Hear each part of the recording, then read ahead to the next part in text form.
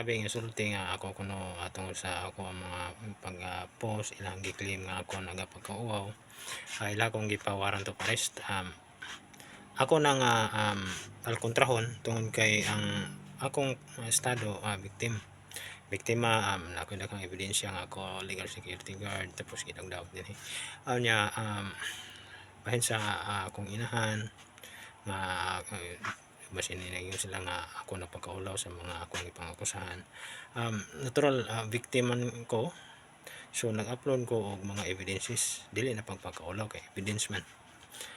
Una, kung himo sila og kani bahin sa kanang mawaran to pares bitaw amo nang daghan kong pang post kay simple mag self defense jugo kayo sa biktima ram jud taon ko. Biktima ra jud taon ko, damage pag yun kayo ang gibuhat nila sa kuha. Tapos tungod anang buhata na damage ko sa ilang ibuhat ipakaulawan pa ko nila ng warrant of arrest nga ilang giingon. Mo na nga daghan jud kong gipang-upload kung ipakaulaw jud pagtama ng ilang ibuhat unya. Sa dili pa sila mohimo og warrant of arrest kinahanglan jud ko nilang ipasabuhi na bahin sa akong mga post kay ako ang akong barugan biktima man jud wala man jud ko ingon nga masangil ra ko third party ra ko nga namasangil pwede rang ipawaran to arrest.